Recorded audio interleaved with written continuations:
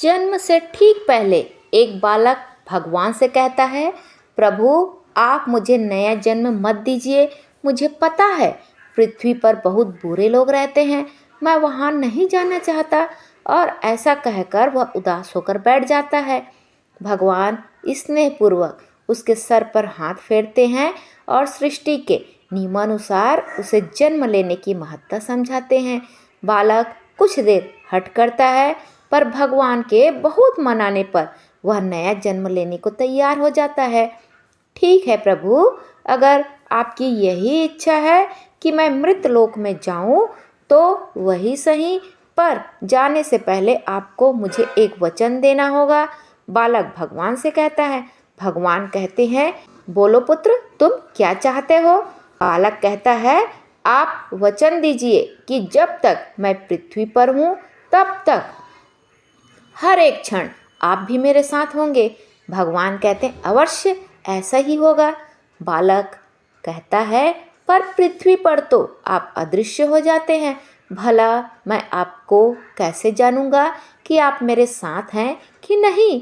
भगवान कहते हैं, जब भी तुम आंखें बंद करोगे तो तुम्हें दो जोड़ी पैरों के चिन्ह दिखाई देंगे। उन्हें देखकर समझ जाना कि मैं तुम्हारे साथ हूँ। फिर कुछ ही क्षणों में बालक का जन्म हो जाता है। जन्म के बाद वह सांसारिक बातों में पड़कर भगवान से हुए वार्तालाप को भूल जाता है, पर मरते समय उसे इस बात की याद आती है तो वह भगवान के वचन की पुष्टि करना चाहता है। वह आंखें बंद कर अपना जीवन याद करने लगता है। वह देखता है कि उसे जन्म के समय से ही दो जोड़ी पैरों के निशान दिख रहे हैं, लेकिन जिस समय वह अपने सबसे बुरे वक्त से गुजर रहा था उस समय केवल एक जोड़ी पैरों के निशान ही दिखाई दे रहे थे। यह देखकर वह बहुत दुखी हो जाता है कि भगवान ने अपना वचन नहीं निभाया और उसे तब अकेला छोड़ दिया जब उनकी सबसे अधिक ज़रूरत थी। मरने के बाद वह भगवान के पास पहुंचा और रुड़ते हुए बोला, प्रभु आपने तो कहा था कि आप हर समय मेरे साथ रहेंगे, पर मुसीबत के समय मुझे दो की जगह एक जोड़ी ही पैर दिखाई दिए। बताइए आपने उस समय मेरा साथ क्यों छोड़ दिया?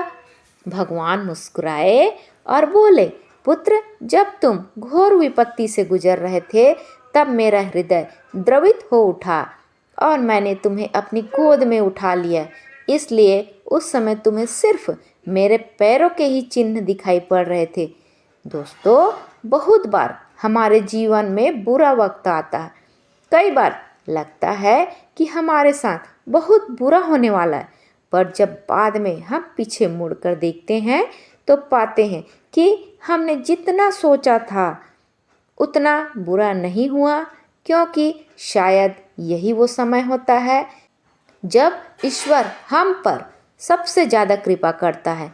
अनजाने में हम सोचते हैं कि वो हमारा साथ नहीं दे रहा है, पर हकीकत में वो हमें अपनी गोद में उठाए हुए होता है।